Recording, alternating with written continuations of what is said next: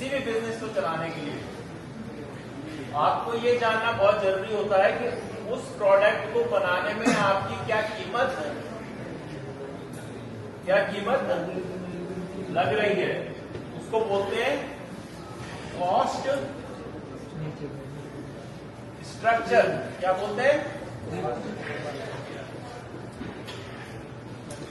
हमने बात करी की एक्टिविटीज की बात करी ना हमने कहा ये हमारी की एक्टिविटीज हैं और ये हमारे की रिसोर्सेज हैं।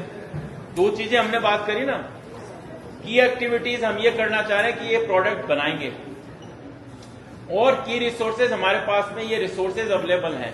ये रॉ मटेरियल है, ये सॉफ्टवेयर है, ये टीम है। अब ये दोनों चीज मिलके आपका कॉस्ट स्ट्रक्चर डिसाइड करती है कि आपके प्रोडक्ट को बनाने में कितनी कीमत आपकी लगेगी। जब तक आप ये पता नहीं करोगे मेरी कीमत कितनी लगेगी, तो कीमत कैसे पता करेंगे? आपने की रिसोर्सेज लिखे, की एक्टिविटीज लिखी, अब उन दोनों को जोड़ो। एक तरफ तो आपको यह पता चल रहा है मेरी एक्टिविटी है कि मान लो आपको ये इवेंट करना है, मार्केटिंग का एक इवेंट करना है प्रोडक्ट बेचने के लिए, उसकी कॉस्ट क्या आ रही है।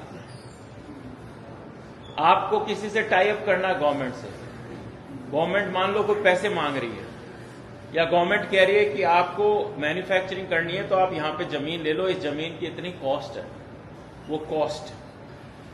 तो जो की एक्टिविटीज हैं उनको करने के लिए कौन कौन से रिसोर्सेज काम में आ रहे हैं, उन रिसोर्सेज की जो कॉस्ट है, उन दोनों को मिलाकर आपके एक रेवेन्यू स्ट्रक्चर बनता है, कॉस्ट स्ट्रक्चर बनता है।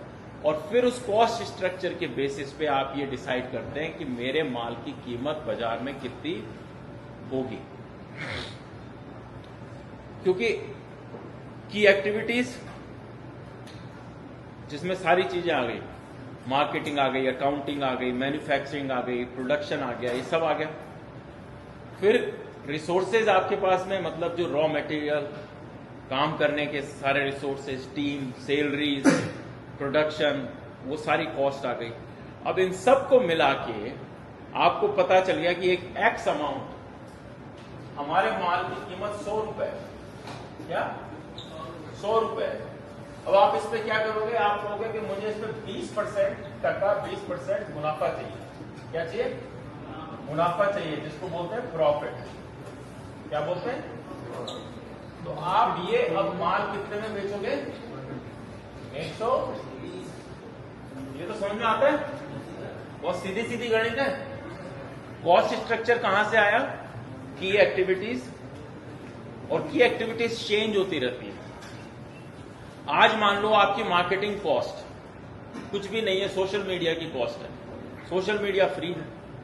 अब आप अगर वायरल हो गए, सोशल मीडिया है, आपके लोग इंस्टाग्राम देख रहे हैं, फॉलोवर्स बन रहे हैं, आपके माल में इतनी जान है कि लोगों में इंटरेस्ट पैदा हो रहा है, तब तो क्या है कि आपके फ्री में मार्केटिंग हो गई। वो नहीं है और आपको लोगों को हायर करना पड़ रहा है, आप में खुद में मार्केटिंग का दिमाग नहीं है, आप सीएमओ हायर कर रहे हो, आप इन्फ्लुएंसर्स हायर कर रहे हो, और इन्फ्लुएंसर्स कह रहे हैं कि भाई मेरे को तो, मैं तुम्हारे माल को पहन लूंगा, मार्केट कर लूंगा, मुझे इसमें इतना पैसा एडवांस में चाहिए। तो अगर मान लो आपके 100 रुपए में से 10 रुपए आपको माल को बनाने की कॉस्ट आ गई, 10 रुपए वो कह रहा है इन्फ्लुएंसर या गूगल या याहू, जो भी आपकी मार्केटिंग कर रहा है, या अखबार, मान लो अखबार में ऐड देते हो, वो कह रहे हैं कि 10 रुपए मुझे चाहिए। फिर आपकी जो टीम है, आपकी सैलरीज की कॉस्ट वो आ जाएगी 30 से 40%। कोई सैलरीज भी तो देनी पड़ेगी जो लोग काम करेंगे, है ना। और फिर आपकी रॉ मटेरियल की कॉस्ट आ जाएगी 10 से 20%। तो कुल मिलाकर ये सारी चीजें डिसाइड करती है कि आपका कॉस्ट स्ट्रक्चर, कोई भी प्रोडक्ट आप बना रहे हो तो आप सबसे पहले ये निकालो कि उसको बनाने की कीमत आपको कितनी आ रही है। ऐसा नहीं है कि जो सोल्यूशन है, आपने कोई सोल्यूशन बनाया या सॉफ्टवेयर बनाया, उसमें भी यही चीजें लगेंगी, उसमें भी फार्मूला सब में सेम लगेगा। चाहे सर्विस हो, चाहे सॉफ्टवेयर हो, चाहे कोई चीज आप बना रहे हो, प्रोडक्ट हो, कोई चीज मैन्युफैक्चर कर रहे हो, फार्मूला सब में कॉस्ट स्ट्रक्चर निकालने का सेम है, की एक्टिविटीज प्लस की रिसोर्सेज।